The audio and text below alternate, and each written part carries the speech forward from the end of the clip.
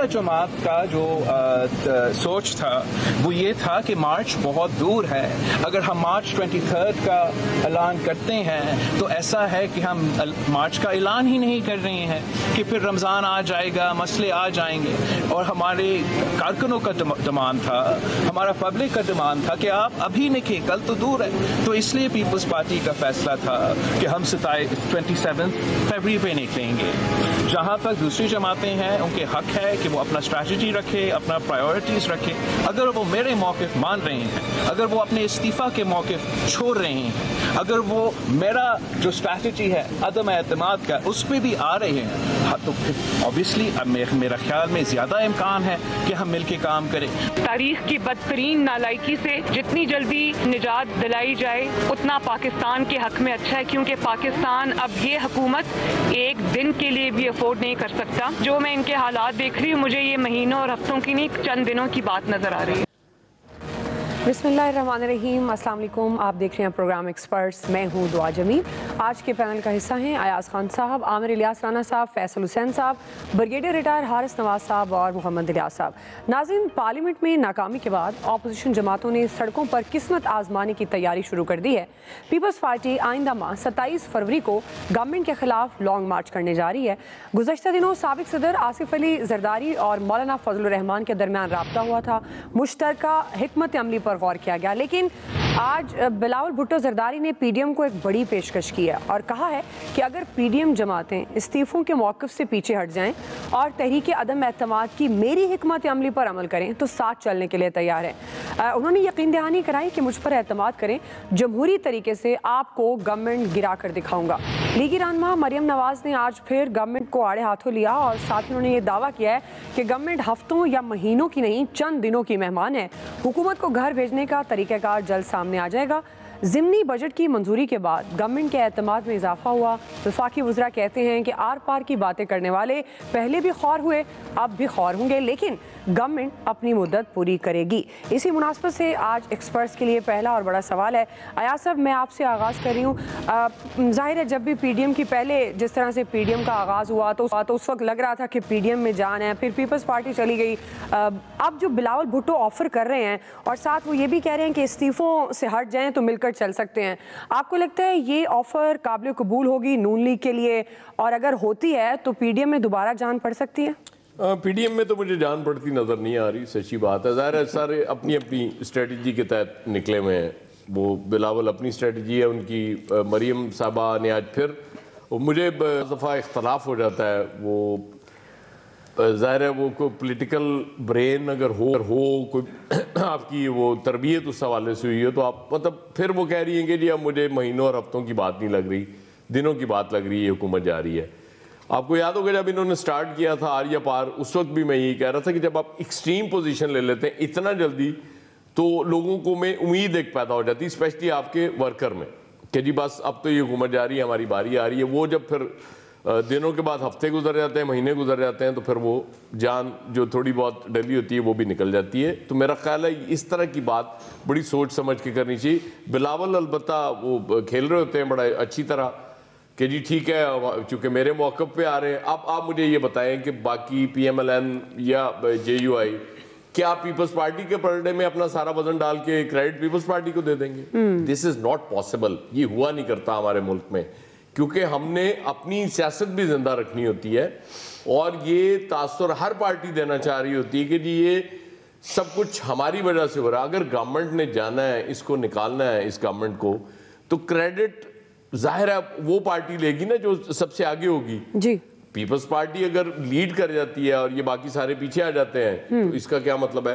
अब 23 मार्च के तो उन्होंने वैसे ही उसको वो कर दिया, रिजेक्ट कर दिया बिलावल ने जो बात कर रहे थे वो, कि जी 23 मार्च को लॉन्ग मार्च का मतलब ये है कि फिर रमज़ान आ जाएंगे और ये वो, तो इसका मतलब है कि आप सीरियस ही नहीं है।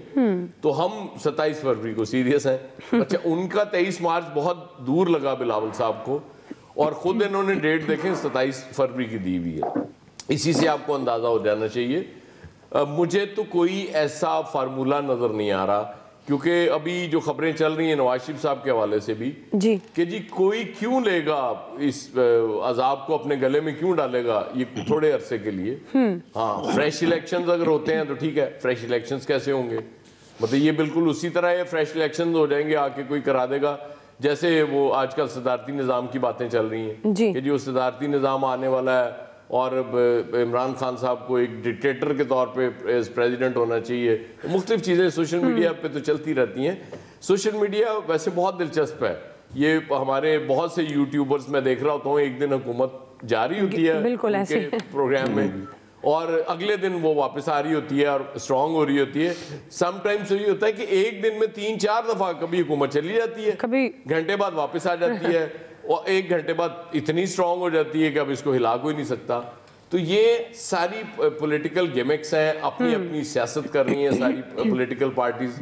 बिलावल की भी ऑफर ऐसे ही है कि जी वो बस चूंकि मेरे इस पे, अब कौन ये मानेगा कि जी हम जो बिलावल साहब कह रहे थे उस पे हम आ रहे हैं। इस्तीफों से तो नो डाउट वो पीछे हट चुके हैं। इस्तीफों की तो बात फजलुर रहमान साहब ने क्लियर कर दी थी कि इसका फायदा कोई नहीं होगा, इसका मतलब वो तो जान वैसी ही इस्तीफों में से निकल चुकी हुई है।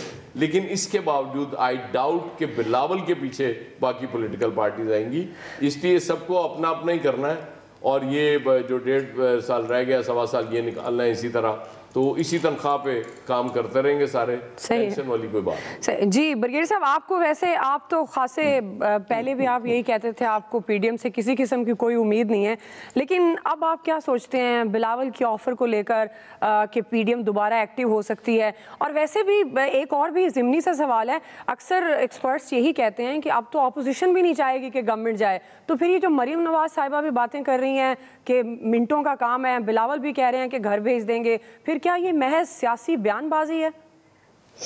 दुआ, ये बिल्कुल सियासी बयानबाजी है। आई से ऑलवेज, और मैं हमेशा कहता हूँ कि PDM is a dead horse और डेड हॉर्स कभी जिंदा नहीं होता, और दोनों किसी हालत में इकट्ठा ये ऑपरेशन, ये मूवमेंट करना भी नहीं चाहते। Both are the rival parties, दोनों के अपने अजाइम्स हैं।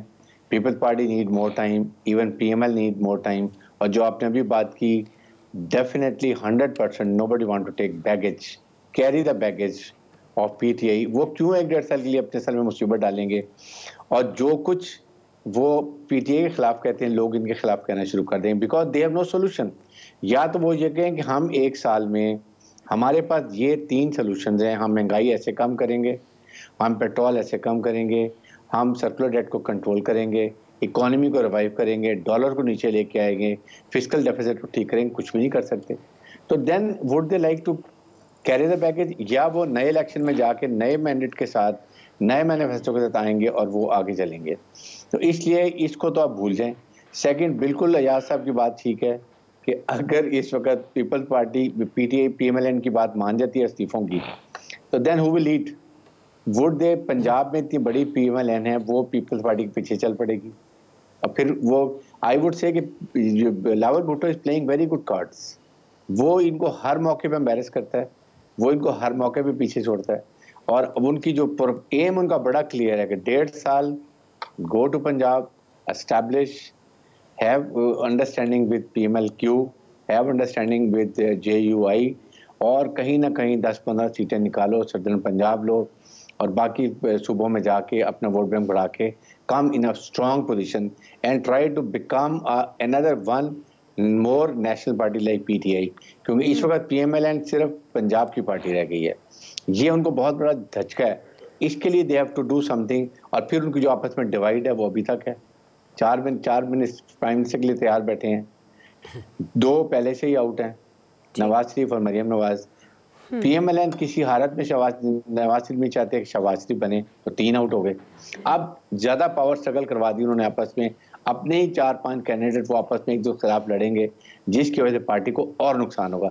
आई think they have to understand and play ऐसी सॉलिड गेम जिससे पीएमएलएन को नुकसान ना हो। जी आमिर साहब, वैसे मैं कुर्बान जाऊं, ब्रिगेडियर साहब ने तो जो फवाद चौधरी ने फार्मूला दिया और शहबाज गिल ने उसकी ना जुजियात तय कर दी कि ये भी तय हो गया कि वो फारिग हो गए शरीफ से, ये भी तय हो गया कि वो चारों आपस में लड़ पड़े, ये भी तय हो गया कि बिलावल भुट्टो, जिसको रोज़ाना सुनाते हैं कि सिंध में 14वें साल में हुकूमत है और वो टके का काम नहीं कर सकी, वो फैसल भाई ज़रा अच्छा एलेबोरेट करेंगे। मतलब सारी प्रेजेज़ हैं बिलावल की, चूँकि मुकाबले में पीएमएलएन है। अब अगर यही मैं सवाल कर दूं कि जी मुकाबले में पीटीआई हो, तो तबसरा चेंज हो जाएगा, तज्जिया भी चेंज हो जाएगा। मतलब ये हमारा कमाल तो है ना वैसे। और ज़ाहिर है हमारा भी यही कमाल होता है कि हम जो बात होती है सामने देखते हैं, उसके ऊपर अपने क्या शनासाइयाँ करते हैं, तज्जिया करते हैं, मुशाहिदे को देख के तज्जिए में बदलते हैं और फिर उसके ऊपर हम बात कर देते हैं। जैसे अब ये चल रहा है कि जी KP और बलूचिस्तान मौलाना फजलुर रहमान के लिए तय हो गया है और वो बिल्कुल उनको दे दिया जाएगा। भाई कौन दे देगा? अब जब मैं पूछता हूँ कौन, तो सारे भाग जाएंगे कि कौन का नाम लेने के लिए ना मेरी जरूरत है ना किसी की है, कि भाई कौन कर रहा है, किससे बात कर रहा है। ना गवर्नमेंट बताती है ना अपोजिशन बताती है, सब सवाल पूछते हैं और फिर मीडिया पे ट्वीट्स आते हैं कि जी आप लोगों को खुद ही चाहिए कि ये ढूंढ लें। हमारा जवाब क्यों ढूंढते हैं? ये कल शहबाज गिल ने ट्वीट किया किसी एक और जर्नलिस्ट को कि यार ये काम आप खुद भी कर लें, कुछ तो कर लिया करें। यानी ये फिर वो बाद में बात आ जाती है कि इल्ज़ामात लगाना हमारा काम है, जब ये अपोजिशन में थे। अब ये हुकूमत में भी यही काम कर रहे हैं और मीडिया जो है वो बोलेगा तो पैमरा आएगा या बात बताएंगे आप कि क्या करना चाहते हैं और क्या नहीं करना चाहते। अब आप मुझे बताएं कि जो 23 मार्च को PMLN और PDM कर रही है, तो 27 फरवरी के ऊपर वो पहले भी बैंक PDM पे मियां नवाज शरीफ ने आसिफ जरदारी पे किया था और उन्होंने अपनी गेम सेट की, गवर्नमेंट बचाई और PDM से रफू चक्कर हो गए। वो 27 फरवरी पे भी मियां साहब मान जाएंगे, लेकिन वही बात कि जी आप खड़े कहाँ होंगे, क्योंकि आपका तो पता नहीं है। आप तो नवाज शरीफ को भी बेनज़ीर भुट्टो की बरसी से गिराने के लिए एक लॉन्ग मार्च का ऐलान कर चुके थे। मैं बिलावल भुट्टो की बात कर रहा हूँ। और जब 27 की वो बरसी आई तो वो गुफ्तगू ही ना हुई, ख़त्म होगी। क्योंकि इसलिए इनको इतना सीरियस ले लेना कि जी वो बहुत ज़्यादा है, चैम्पियन है, फलाना है, ढिमकाना है, बस वो चैम्पियन इतना है जितनी उसको इजाज़त है। बिल्कुल मरियम नवाज़ ने जो बात कही है, पहले भी उनकी बात की ख़राबी हुई और अयाज साहब की ये बात बिल्कुल दुरुस्त है कि जब उन्होंने कहा है कि दिनों की बात है, तो दिन कितने, वो किस साल के दिन है, तो हमें भी देखना चाहिए। हाँ, ये बात ज़रूर कल भी मैंने कही थी, कहीं ना कहीं चल रही है कि इलेक्टोरल रिफॉर्म्स के ज़रिए एक ऐसा सिस्टम बना लिया जाए जिसके ऊपर फिर ना कोई अंपायर ढूंढे ना उसकी उंगली ढूंढे। जो फवाद चौधरी ने बात कही ना कि जी हम इनको अगर ये ठीक हो जाए तो हम इनसे शरीफ्स के अलावा बात करना चाहते हैं, तो शरीफ्स भी ये चाह रहे हैं कि इनको ठीक करने के लिए एक ऐसी हुकूमत लाई जाए with in the assembly, not out of the assembly के कोई और सोल्यूशन ढूंढा जाए जहां बिलावल और PMLN यानी पीपल्स पार्टी और PMLN का इकट्ठ हो सकता है तमाम जमातों का कि जी PTI से भी कुछ लोग टूट जाएं और फिर उसके ऊपर एक कंसेंसस गवर्नमेंट बना के 3-4 महीने के लिए जिसमें ऐसा निज़ाम बना लिया जाए कि जिसके ऊपर कोई उंगली ना उठाए। जो कानून साजी करनी है, जो आइन साजी करनी है, तो हम उस पर कर लें। अच्छा, जब ये सारे हम मफरूज़ों पे बात कर रहे हैं तो फिर उसमें इमरान खान कहाँ जाएगा? इमरान खान ने तो चंद सेकंड लगाने हैं जब कोई ऐसी बात होगी, या वो असम्बली तोड़ने की तरफ चले जाएंगे, चलें जी वो स्पीकर भी मिल जाएगा और वो उससे पहले एडवाइस से पहले अदम इत्माद टेबल हो जाएगी। यानी सारा कुछ आपको करना पड़ेगा ना। फिर जब ये सारा कुछ करने जा रहे हैं तो ये कहानियां हैं, हम इस तरह सुनते रहेंगे जब तक के मास्टर प्लान इम्प्लीमेंटेशन में नहीं आता, या हम इलेक्शन का इंतजार करेंगे। बहरहाल खिचड़ी पक रही है और वो यही है कि इस सिस्टम को ठीक कैसे करना है। सही जी, फैसल साहब। देखिए, ये जो अपोजिशन है ना, जो इलेक्शन हुए थे, इलेक्शन के बाद मेरे ख्याल मौलाना फजलुर रहमान साहब ने APC बुलाई थी, अब वहाँ से शुरू हो जाए, फिर सदारती इंतखाबात पर आ जाए, फिर आखिर में यूसुफ रज़ा गिलानी के इशू पर आ जाए, चेयरमैन सेनेट के इलेक्शन पर आ जाए। ये अपोजिशन का जो पूरा का पूरा वक्त गुजर गया, वो हुकूमत को गिराने के बजाय या हुकूमत पे दायरा तंग करने के बजाय ये एक दूसरे को नीचा दिखाने पे जो है वो पूरा वक्त इनका गुजर गया। आज भी यही काम कर रहे हैं। ऐसे अभी एयाज साहब कह रहे थे ना कि बिलावल साहब ने जो है वो मरियम साहिबा को फंसा लिया या मुस्लिम लीग को फंसा लिया, या मुस्लिम लीग अपनी हरकतों से जो है वो वाज़ेह मौक़िफ़ इख्तियार नहीं कर पा रही। तो ये तो ऐसा लग रहा है कि जंग अपोजिशन जो है वो इमरान खान के खिलाफ बनी नहीं थी। ये अपोजिशन बनी जो है वो एक दूसरे के खिलाफ और एक दूसरे को जो है वो नीचा दिखाने के लिए जो है वो बनी थी। लेकिन मैं एक सवाल पूछना चाहता हूँ ये सियासी जमातों, आमिर साहब से खास तौर पे ना, आमिर साहब जरा संजीदा जवाब दीजिएगा, उसमें कोई मस्खरापन नहीं कीजिएगा बिल्कुल। ये जो पीपल्स पार्टी है ना, पीपल्स पार्टी की भी इस 13 साल से हुकूमत है ना, आखिर क्या वजह है कि कोई भी पार्टी, बड़ी पार्टियां खासतौर पे पाकिस्तान की, ये पीपल्स पार्टी की हुकूमत की पॉलिसियों के खिलाफ आवाज क्यों नहीं उठाती? सवाल है। पीपल्स पार्टी ने यहाँ अपनी एक रियासत बना ली और रियासत दिन ब दिन मजबूत से मजबूत होती चली जा रही है। कोई पार्टी जो है, जैसे अभी आमिर साहब भी ये बात कह रहे थे ना कि जो इनकी कारकर्दगी है, तो भाई आप कारकर्दगी पे ये बड़ी जमातें जो है यहाँ तहरीक क्यों नहीं चलाती? आप ये क्यों नहीं बात करते? जब आप ये बात करते हो कि इमरान खान ने इलेक्शन जो है वो किसी सिस्टम से जीता, तो आप अंदरूनी सिंध के इलेक्शन की बात क्यों नहीं करते हो? वहां आके आप लोग क्यों खामोश हो जाते हो? आप दे रहे हो पीपल्स पार्टी को जो है ना वॉक ओवर, ये अपोजिशन वॉक ओवर दे रही है, हुकूमत नहीं दे रही। ये हुकूमत जो है ये पीपल्स पार्टी के लिए जो है रास्ते आसान से आसान करती चली जा रही है। आज अपोजिशन की बड़ी जमातों को चाहिए कि भाई वो एक वाज़े मौक़िफ़ इख्तियार करे। जिस सफ में उन्होंने तहरीक इंसाफ को खड़ा किया हुआ है ना, आप उसी सफ में जो है पीपल्स पार्टी को भी खड़ा करो, फिर मालूम चलेगा कि आपका किरदार, फिर मालूम चलेगा आपकी अपोजिशन। आपने पूरे सूबे को जो है वो लावारिसी छोड़ दिया, हुकूमत ने भी लावारिस छोड़ दिया, सिंध हुकूमत ने, वफाक ने भी छोड़ दिया, अपोजिशन की बड़ी जमातों ने भी छोड़ दिया। जो चाहे यहाँ करो, कोई पूछने वाला ही नहीं है। इस वक्त अपोजिशन की बड़ी जमातों को चाहिए कि वो इस वक्त जो कराची में जो तहरीक चल रही है उसका वो हिस्सा बने, आवाज उठाए। पीपल्स पार्टी को खुदा के वास्ते अपोजिशन की जमात बस समझो, ये हुकूमत है और कई अशरों से आज पीपल्स पार्टी की ये तहरीक कामयाब हो गई ना, आप यकीन करें कि इसका सबसे बड़ा जो बेनिफिशरी होगी वो मुस्लिम लीग नून होगी। अगर आज ये पीपल्स पार्टी की रियासत टूट जाती है, पीपल्स पार्टी का रजवाड़ा यहाँ से खत्म हो जाता है, लेकिन बसीरत कहाँ से लाए, वो सोच कहाँ से लाए, वो फहम कहाँ से लाए, वो फरासत कहाँ से लाए? पंजाब से बाहर सोचने की सलाहियत ही नहीं है। ये जवाब देना चाह रहे हैं आमिर साहब से कहा, अगर कोई सही जी आमिर साहब आप जवाब देना चाहेंगे या मैं आगे बढ़ूं? अब पीपल्स पार्टी के राजवाड़े के हारी की गुफ्तगू आप अंदाजा कर लें कि ये कराची में कभी इनकलाब ढूंढते हैं पीटीआई की सूरत में। और यार आप बात यार फिर आप शुरू हो गए, तो जवाब तो सुन लो यार, क्या मसला है? नहीं सॉरी मैंने आपको हारी कहा है, जिसको आपने तस्लीम किया है राजवाड़ा, आपने पीपल्स पार्टी का राजवाड़ा तस्लीम किया ना।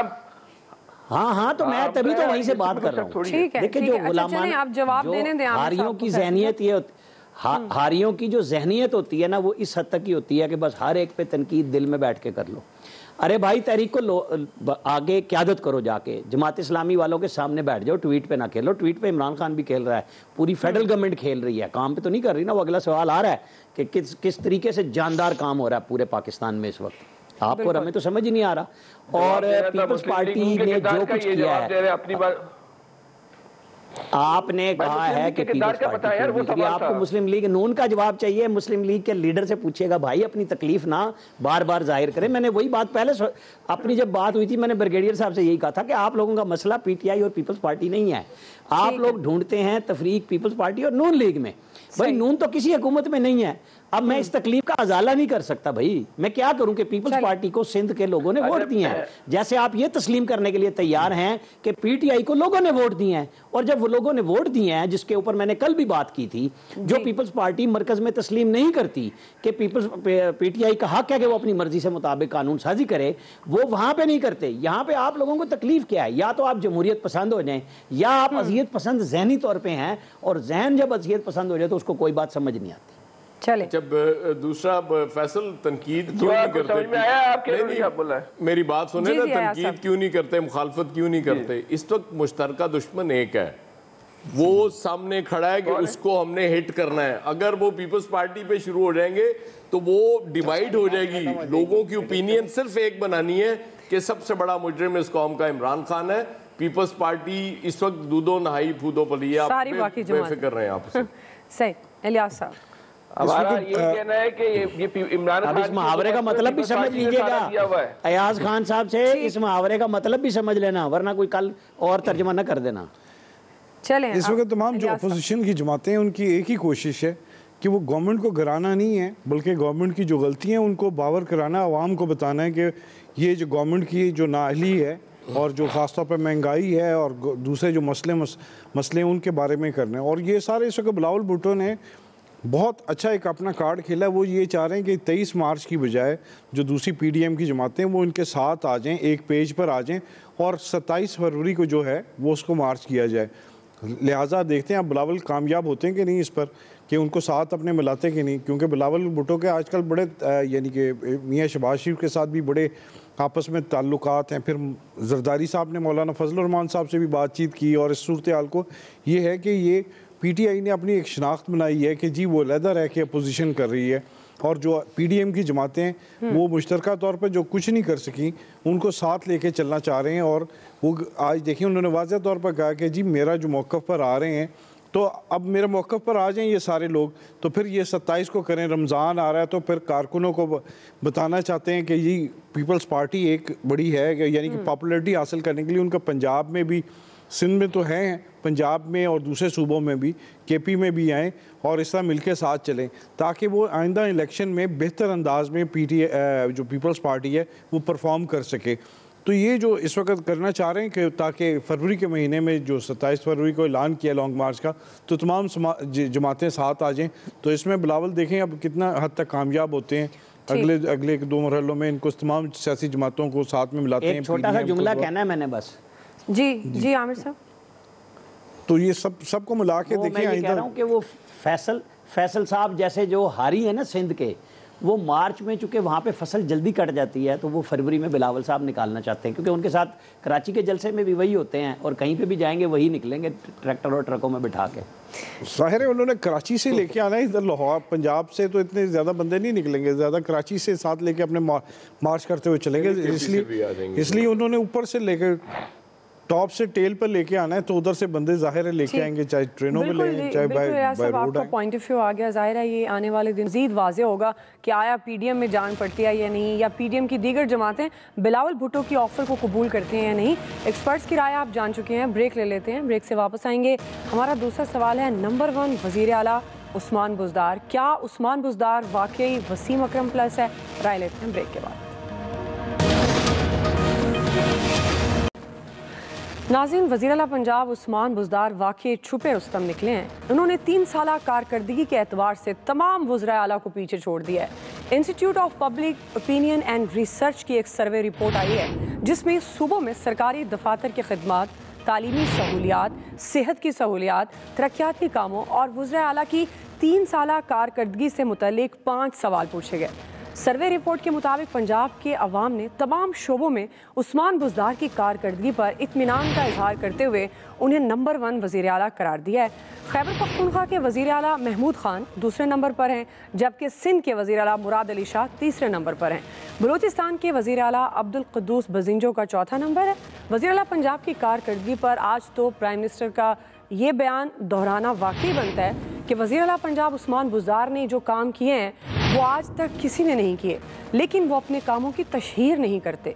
इसी मुनासबत से हमारा सवाल है, आमिर साहब मैं आपसे आगाज़ करी हूँ, चूँकि हम सभी तनकीद ही करते रहते हैं उस्मान बुज़दार पर भी, सानिया मरी जो अभी गुजरा हाल ही में वाक़या उस पर भी हमने बहुत तनकीद की वज़ीर आला पंजाब पर, लेकिन उस्मान बुज़दार तो वाकई वसीम अकरम प्लस निकले हैं। और इमरान खान साहब प्राइम मिनिस्टर ऑफ पाकिस्तान जो कहते हैं, आपके ख्याल में वाकई यकीन कर लेना चाहिए कि उनके काम बहुत ज़्यादा हैं, नज़र नहीं आते और वो तशहीर नहीं करते कामों की? देखें, ये जो प्राइम मिनिस्टर ने जब से कहना शुरू किया ना कि जी उस्मान बुज़दार इतना अच्छा काम कर रहे हैं, अब अगर मिसाल के तौर पे पाकिस्तान के मौजूदा चीफ मिनिस्टर्स में से ही आपने चुनने हैं तो उस्मान बुज़दार नंबर 1 हैं, इसमें तो कोई शायबा ही नहीं है।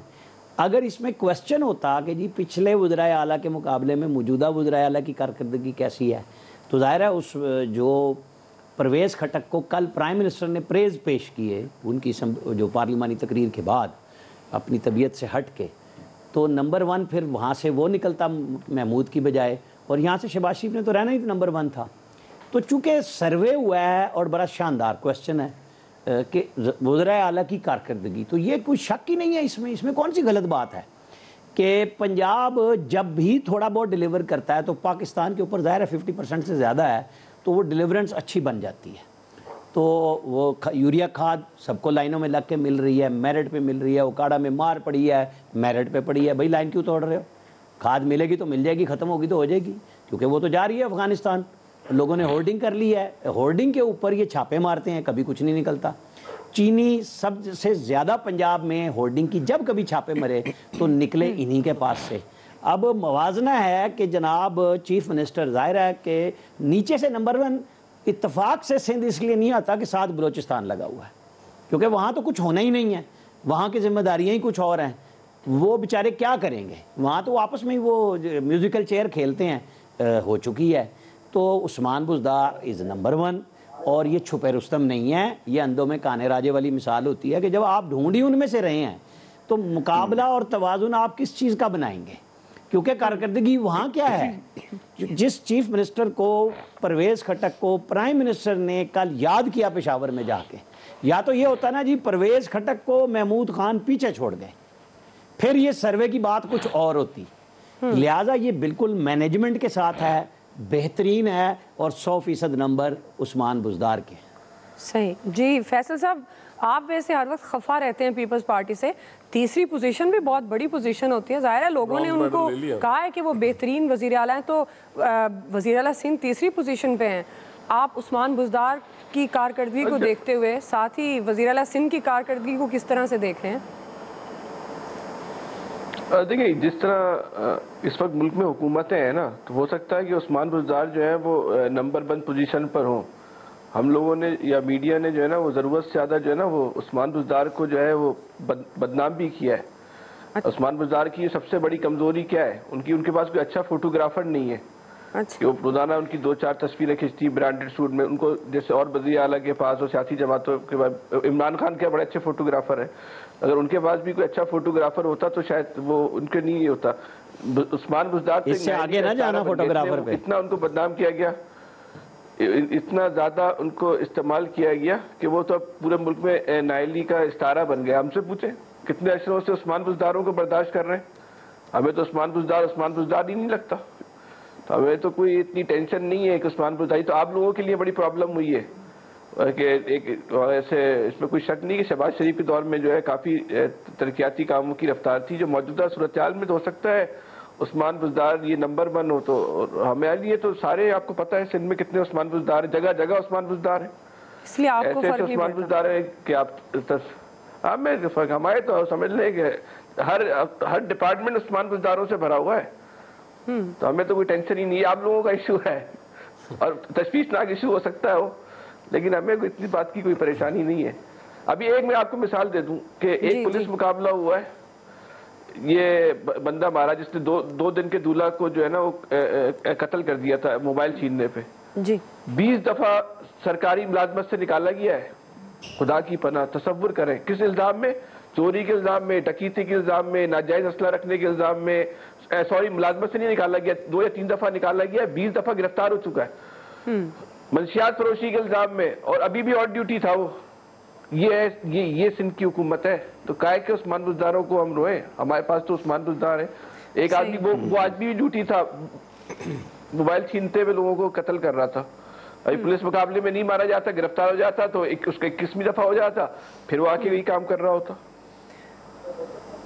ठीक जी। अयाज साहब, आपकी तो वैसे फेवरेट पर्सनालिटी है उस्मान बुज़दार साहब, आप बड़े खुश होंगे वैसे इस सर्वे के बाद। मैं तो सही उस्मान बुज़दार दा मुरीद थी गया ये आज दे सर्वे तो बाद मैं तो मुखालफत, और आपने उनकी जुबान भी सीख ली। मैं तो मुखालफत से गाल ही नहीं करे सकता ना, मैं तो बहुत बुरे हालात है मेरे और ये आमिर ने बिल्कुल ठीक इसका करनी भी नहीं चाहिए नहीं, आपका तजिया बिल्कुल ठीक था कि जब मौजूदा लॉट में अगर आप देखेंगे तो उसमें यकीनन उस्मान बुज़दार साहब आपको बेहतर नज़र आएंगे।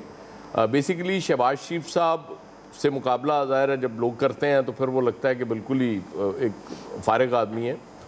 होता है, इस तरह भी हुआ है हमारे यहाँ कि शुरू में कोई बंदा आया वो बिल्कुल बात ही नहीं कर सकता था, फिर वक्त के साथ साथ उसने सीखा, फिर वो मीडिया को फेस करना भी शुरू हुआ और बाकी चीज़ें भी हो जाती हैं। तो उस्मान बुज़दार में चूँकि वो कॉन्फिडेंस नहीं था और जाहिर है वो रफ्तार भी नज़र नहीं आ रही थी कामों की जो शहबाज शरीफ के दौर में हुआ करती थी। फिर एक PMLN का हमेशा से एक मॉडल रहा है तरक्की का, वो मोनूमेंटल है।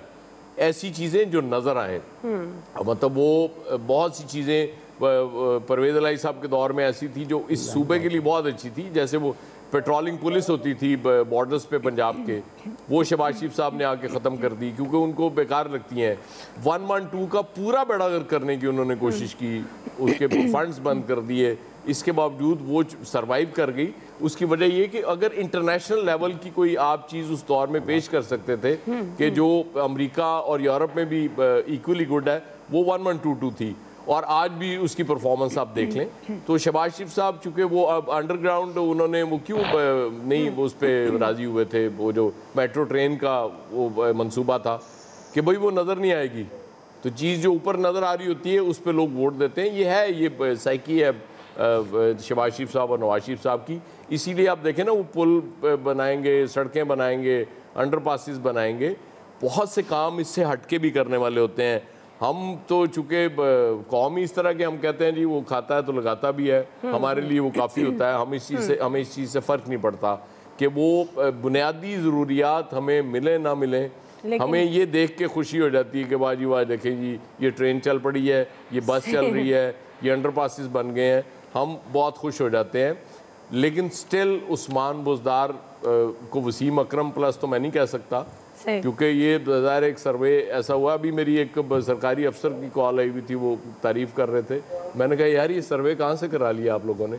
खैर वो मजाक की बात थी, अब चूंकि वो नंबर 1 है सर्वे में, तो आज के दिन तो कम से कम मान जाते हैं। लेकिन एयाज साहब, अगर आपसे ये सवाल किए जाएं कि चारों वज़रा आला में से कौन से वज़ीर आला जो हैं वो सबसे बेहतरीन है, तो फिर आपका क्या जवाब होगा? मेरे कागजों में तो चारों फारिग एक भी ठीक नहीं है। ठीक, इलियास साहब। ये वही जो एक बचपन में सुना करते थे, क्लास में एक ही लड़का था, वही लड़का फर्स्ट आया, तो वो ये सर्वे जो किया तो उसमें वही बंदा फर्स्ट आना है। तो काश ये जो सर्वे होता, ये असली इसको जाके किया होता तो जाके पता चलता। हम कहते हैं काश ये सच हो, इस तरह की सहूलतें जिस तरह की बताया गया, हॉस्पिटल में सहूलतें हैं, जो रियलिटी में जाके देखें तो आपको इससे डिफरेंट मिलेगा।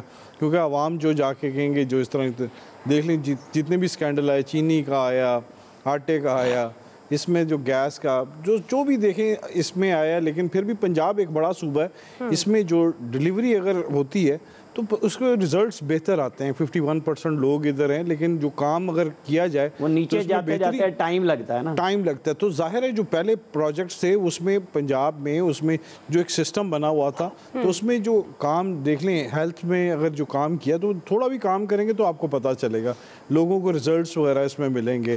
तो जो एक सिस्टम बना था, उसमें सिस्टम में अगर वो उसको देख लें, जो आपने पसंद के सवाल कर लें, तो उसमें बिल्कुल नंबर 1 ही रहेंगे, वसीम अकरम प्लस रहेंगे और बिल्कुल रिजल्ट इनके अच्छे आएंगे। तो बहरहाल इनको जो सर्वे करते हैं उनको ज़रा देख लेना चाहिए कि अवाम के साथ क्या बीत रही है। अगर वो अवाम से भी पूछ लेते तो इसमें कुछ और ही होता, क्योंकि जो सैंपल जो उन्होंने बनाए थे सर्वे करते वक्त, उन्होंने अपनी पसंद के बनाने होते हैं, जिस तरह करना होता है। तो इसको ज़रा रियलिटी में आके देखना चाहिए कि क्या है चीज़ें, तो वो इसको इंडिपेंडेंटली करवाते हैं और बेहतर अंदाज से करते, तो फिर उसमें कुछ और ही रिजल्ट आते हैं। अगर सिंध वाले करते तो सिंध वाले कहते कि जी हम पहले नंबर पर हैं। तो इस तरह जो सूरत हाल है, तो इसमें देख लेना चाहिए इंस्टीट्यूट ऑफ जो जिन्होंने किया है उनको देखना चाहिए कि आवाम को बेहतर अंदाज से वाले के मुकाबले में आ गया ना ये, ताकि वो ये भी बताते कि इसके क्या बेहतरी लाई जा सकती है, उसमें रिकमेंडेशंस भी देते, ताकि इसमें सही तरह पता चलता कि आवाम को पंजाब जो सबसे बड़ा सूबा है उसमें लोगों को रिलीफ किस तरह दिया जा सकता है, और हेल्थ में, एजुकेशन सेक्टर में, बल्कि जो दूसरी चीजें हैं। लेकिन अब तो सारी चीजों में माशाल्लाह काम हो रहा है, अब रिलीफ तो नहीं मिलेगा। सर्वे कंपनी बना ले अपनी, आप बड़ा पैसा इसमें यकीन करें। बिल्कुल, मुझे लग रहा है कि यही करना चाहिए। लेकिन अब जो सब सर्वे आ गया, अब उसमें तो बेहतरीन है पंजाब में, तो अब ये मेरे ख्याल में हमारा रोना भी ख़त्म हो गया कि सेहत की सहूलियात नहीं है, या डेवलपमेंट के काम नहीं हो रहे, या तालीमी उस तरह से मैं मुरीद तो हो गया, मैंने तो और इससे ज़्यादा क्या चाहती हैं आपको मेडिसिन भी हॉस्पिटल से मिल जाती है। डिजिटल दुनिया में, ये डिजिटल दुनिया में सारी सहूलियात मौजूद हैं। आप नेट पे चले जाएं, सही है, और वीडियोस देखें और तमाम तर सहूलियात देखें ना। हकायक की दुनिया में नहीं जाना, डिजिटल दुनिया में जाना है। आज का दौर डिजिटल लेकिन आमिर साहब प्रेजेंटेशन का है। आमिर साहब, हमारी आबादी का बहुत बड़ा तबका है जिनके पास ऐसे मोबाइल फोन्स भी नहीं है ना, जो डिजिटल दुनिया में रहकर खुश हो सके। नहीं, उनको बता दिया करें आप जाके, भूल जाएं ये जो आम आदमी की बहस, हम हर रोज आम आदमी की बहस करते हैं ना, ये आम आदमी के पास रोटी के पैसे होना हो, वो मोबाइल पे ये सब कुछ देख रहा है। आप भूल जाएं कि लोगों को अब पता नहीं चलता। हम जाते हैं ना तो लोग जनाब हमारे बताते हैं, आपने वो नहीं देखी, आपने ये नहीं सुना। भाई जो मजदूर है ना, वो पहले चस्का इसका पूरा करता है, फिर कोई काम और करता है, और आम आदमी पे फर्क कोई नहीं पड़ता। जाहिर है हमारी हुकूमत इसीलिए कहती है।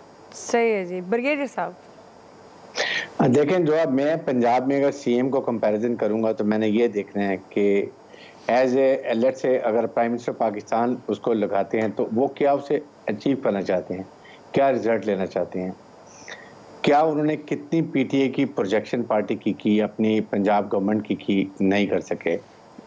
नंबर 2, ठीक है ये जो उस पर सर्वे में तो आ गए हैं, लेकिन उसके बाद is he very confident speaker नहीं है, प्रोफेशनली कॉम्पिटेंट एक्सपीरियंस नहीं है।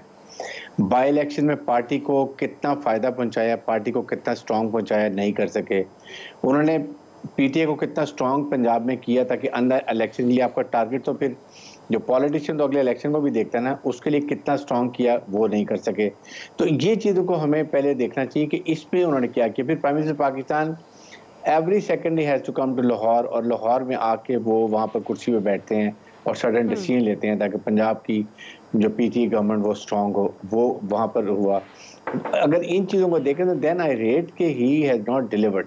एक लफ्ज़ वो पढ़े हुए, अगर उन्होंने 2 लफ्ज़ भी बोलने हैं तो वो पढ़ के बोलते हैं। तो इसलिए उन्होंने 3.5-4 साल में कोई क्या इम्प्रूवमेंट किया? क्या अभी पार्टी कॉन्फिडेंट है कि पंजाब में they will be able to bring some changes और अगले इलेक्शन में स्ट्रांग आ जाएंगे या जीतेंगे, या एटलीस्ट कॉम्पिटिटिव पार्टिसिपेशन में आएंगे? वो भी नहीं कर सके। तो मेरे ख्याल में अगर मैं इसको कंपेयर करता हूँ तो फिर उनकी परफॉर्मेंस इतनी अच्छी नहीं है। अगर आप शराफत देखें और कुछ प्रोग्राम जो चले हैं वो ठीक है, उन्होंने ज़रूर किए हैं जिसको अभी हम बात कर रहे हैं, लेकिन overall performance wise he has not been able to deliver जो पीटीए गवर्नमेंट या फेडरल गवर्नमेंट चाहती थी उनसे डिलीवर पाना, वो डिलीवर नहीं कर सके। ब्रिगेडियर साहब आप बात कर रहे हैं, ब्रिगेडियर साहब ये तो वो है ना जो आपकी जेन्युइन कंसर्न है। सॉरी अयाज साहब, ये तो आपकी जेन्युइन कंसर्न है पीटीआई और उनकी गवर्नमेंट से ना।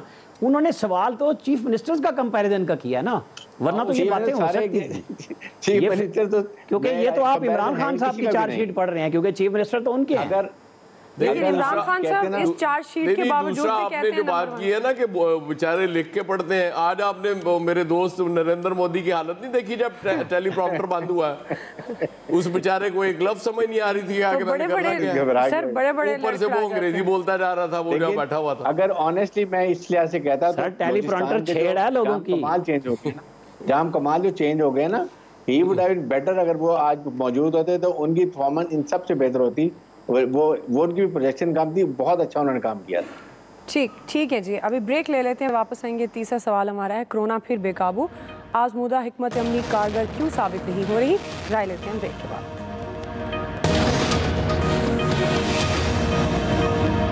नाज़रीन, पाकिस्तान में ओमिक्रॉन के फैलाव के बाद कोरोना की सूरत हाल हर गुजरते दिन के साथ ख़तरनाक हो रही है। अगस्त के बाद यौमिया कोरोना के मस्बत केसेस की तादाद 5000 से बढ़ी है। ओमिक्रॉन से 16 साल से कम उम्र बच्चे ज़्यादा मुतासर हो रहे हैं। कराची में हर 100 में से 39 अफराद कोरोना से बीमार हो रहे हैं। और अगर लाहौर, हैदराबाद, रावलपिंडी, इस्लामाबाद और खैबर पख्तूनख्वा की बात करें तो उसके कई बड़े शहरों में भी कोरोना तेज़ी से फैल रहा है। NCOC की जानिब से कोरोना पर काबू पाने के लिए मुख्तलिफ इकदाम भी किए जा रहे हैं, लेकिन गवर्नमेंट ने यह वाज़ेह कर दिया है कि ना तो लॉकडाउन होगा ना ही स्कूल्स बंद किए जाएंगे। इसी मुनासबत से हमारा सवाल है, फैसल साहब मैं आपसे आगाज़ कर रही हूँ, एक बार फिर कोरोना बेकाबू हो रहा है, आपके ख्याल में आजमूदा हिकमत अमली जो पहले से आजमाई गई थी, पहले जब कोरोना के वेरिएंट आए, वो कारगर क्यों साबित नहीं हो रही? देखिए एक बात पे समझे कि ये बकरी होती है ना, बकरी के ना सींग होते हैं। आप उससे छेड़छाड़ करेंगी तो हो सकता है वो सींग मार के आपको जख्मी कर दे। बिल्ली होती है, बिल्ली के मुंह में आप हाथ देंगी, काट ले, पंजा मार दे। लेकिन इसका मतलब ये नहीं है कि जितना बकरी से और बिल्ली से डरना चाहिए उतनी डरना चाहिए। अगर आप बकरी और बिल्ली से शेर जितना डरना शुरू कर दें तो अहमकाना बात होगी। तो कोरोना जितना मर्ज है, आप इससे इतना ही डरे। हम उस कोरोना को हमने जरूरत से ज्यादा जो है ना अपने सर पे सवार कर लिया है। हमने जरूरत से ज्यादा जो है ना इस हवाले से जो है ना वो जज्बाती हो गया। ऐसा लगता है अब कोरोना है, तबाही मच गई, हजारों लाखों लोग मर गए, अब जीना सब कुछ तबाह हो गया, बर्बाद कुछ नहीं हुआ भाई। इसको आप जब तो बिल गेट्स भी कह रहा है मौसमी बुखार है, इतना परेशान होने की, इतनी तशवीश की बात नहीं है। इससे ज्यादा खतरनाक बस जो है इस मुल्क में मौजूद है, उस पर तवज्जो दें जो लोगों की जान लेने का बाइस बन रहे हैं। अगर हमने असल जो अमराज हैं ज्यादा खतरनाक हैं, जो जानलेवा हैं और बहुत तेजी से सरायत कर रहे हैं, और उस पर तवज्जो हटा दी है और गैर मारूजी मामलात में जो है अपनी तवज्जो जो है हमने वो रखी हुई है। कोरोना इतनी कोई तशवीश की बात नहीं है। और अब तो वैसे भी जो कोरोना का जो मौजूदा वायरस है ना, जी। ये इसमें दम ही नहीं है, ये आपकी कोई जिंदगी को लिए कोई इतना नुकसानदेह नहीं है। मौसमी बुखार है, ठीक है, वायरस है, ठीक है, बीमारी है, बस इसको इतना ही समझे जितना है, इससे ज्यादा समझने की जरूरत नहीं है। बाकी एहतियात तो करनी चाहिए। बादशाह लोग हैं, इसको भाई एहतियात तो सबसे हर मर्ज में करनी चाहिए। आप सर्दी में ठंडा पानी नहीं पिए, गला खराब हो जाएगा। बिला वजह बाजार के खाने नहीं खाए, हार्ट अटैक हो जाएगा। जिस तरह और अमराज में एहतियात करनी चाहिए, उसमें इसमें भी करनी चाहिए, लेकिन जितनी करनी चाहिए उतनी करें। अच्छा, उससे ज्यादा में नहीं करनी चाहिए। बहुत ज्यादा हमने इसको सर पे सवार कर लिया। ठीक है ब्रिगेडियर साहब। हाँ देखें, वजह इसकी बेसिकली ये है कि people are not taking it very seriously, क्योंकि इसकी फीडबैक ये है कि ये उतनी खतरनाक नहीं है और 3-4 दिन में ये ठीक भी हो जाती है, जिसकी वजह से लोग इसको लाइटली ले रहे हैं। हुकूमत पाकिस्तान को और प्रोविंसेस को आई थिंक फिर भी मीडिया पे लोगों को करना चाहिए कि ये जितने ज़्यादा लोगों को स्प्रेड आउट करेगी उससे कॉम्प्लिकेशन ज़्यादा बढ़ेंगी, ओवरऑल उसको इफेक्ट ज़्यादा होगा। ये लोगों को बताने की ज़रूरत है। और साथ ही साथ जब हम कहते हैं ये मीडिया, उसके बाद आपकी सोशल डिस्टेंस, ये अभी भी लोगों को बताएं और ये सख्ती करें मॉल्स में, मैरिजेस में, सब जगह। You have to live with it. So the only thing is mask, social distance, sanitizer, continue with your work, and that is the alternative. इसका हाल है, लेकिन साथ लोगों को जरूर बताएं कि ये इट कैन बी कॉम्प्लिकेटेड। लोग समझ रहे हैं ये इतनी सीरियस नहीं है ओमिक्रॉन जैसे पहले 2 वेरिएंट थे, जिसकी वजह से लोग इसको लाइटली ले रहे हैं। जी आमिर साहब। वो ना चूंकि हमारे पास राजवाड़े के हारी मौजूद हैं पीपल्स पार्टी के फैसल साहब, तो पंजाब में गुजरात के मुझे लगा आप इस पार्ट में आप उन्हें साइंसदान कहेंगे। पंजाब में वो दोले शाह के होते हैं जिनके सर पे लोहे की टोपी पहना देते हैं और उनके दिमाग हो जाते हैं बंद। अब वो तो आप ही है, वो आपके नाम है, वो हारियों की सकता आपसे, वो अपने तक जाती हो जाएगी आपके साथ। देखें ना, देखें मेरा ख्याल है तकलीफ आपके साथ जाती हो जाएगी, वो इजाज़त से बात कही है, वो ना चीज़ें इसलिए बोला था, वो आपके साथ जाती हो जाएगी। अपना पॉइंट ऑफ व्यू कंप्लीट करें। नहीं वो अगर आमिर साहब वो शाह के चूहे वाला छीन लेंगे तो इनके साथ जाती हो जाएगी, ये जात चलें फैसल साहब, इन्हीं के पास रहना चाहिए। तो कोई नया आइटम देखे ना, मैंने तो वो नहीं कहा, ये अपना नाम खुद ले रहे हैं। जज़ाकल्लाह, समझ गए बात को, दिमाग बंद हो जाते हैं तो वो समझने की कैफियत भूल चुके होते हैं और वो एक जिद करते हैं कि जो मैंने कह दिया वही होना चाहिए। ये हमारे फैसल साहब का इशू यही है। सारी दुनिया इस बात पे है कि आपको डिस्टेंस रखना है, आपको मास्क पहनना है, एहतियात करनी है, और अगर आपकी वैक्सीन हो चुकी है, अगर ये कोरोना होता है तो बहुत माइल्ड होता है। हॉस्पिटल वही पहुंच रहे हैं ज़्यादातर जिन्होंने पहले वैक्सीन नहीं लगाई। तो एहतियात कीजिए, फैसल साहब की बात में बिल्कुल ना आइए, ना ये अपना ठीक कर सके ना ये किसी और का कर सके। सही है जी अयाज साहब। बेसिकली जो प्रॉब्लम आ रहा है ना, वो दुआ ये है कि वो बेशुमार लोगों ने जेली सर्टिफिकेट बनाए हुए हैं। स्पेशली मैं कराची के हवाले से भी सुन रहा कि वहाँ भी यही हालात हैं। तो आप वैक्सीन नहीं लगवाएंगे तो ये सीरियस इसको लेना चाहिए। पूरी फैमिलीज, फिर हमने वो पहली वेव के बाद अब सुनने में आ रहा है कि पूरी फैमिलीज को हो रहा है। तो खुदा के लिए वैक्सीन लगवा लें और सोशल डिस्टेंसिंग कर लें, मास्क पहन लें, इसके सिवा कोई बचत नहीं है। और बाज़ दफ़ा होता है कि बहुत इजी आप ले रहे होते हैं चीज़ों को, बहुत सीरियस उसके नताइज हो जाते हैं, इसलिए इसको सीरियस लें। जी इलियास साहब। नहीं जी, पंजाब में भी कोरोना की जो चौथी लहर है उसमें बड़े लोग अफेक्ट हो रहे हैं और इसमें ज़ाहिर है इसको SOPs को फॉलो करना चाहिए। जितना भी हो सके वैक्सीन लोगों को करवानी चाहिए, बूस्टर डोज लगवानी चाहिए जिनको 6 महीने गुजर गए, तो वो इस पर करना चाहिए। हर वक्त ये सहूलतें हॉस्पिटल में भी हैं, लेकिन गवर्नमेंट को भी चाहिए कि इसकी तशहीर करें, लोगों को एजुकेट करें बार बार, ताकि लोग सही तरह अपना देखभाल कर सकें। बिल्कुल आपकी बात है, SOPs को फॉलो करना चाहिए और ख़ास तौर पर मास्क का इस्तेमाल करें, हैंड सैनिटाइज़र इस्तेमाल करें और फासला रखें। अपना और अपने इर्द गिर्द लोगों का खुद ख्याल रखें। आज के एक्सपर्ट्स से इतना ख्याल रखिए। अल्लाह हाफ़िज़।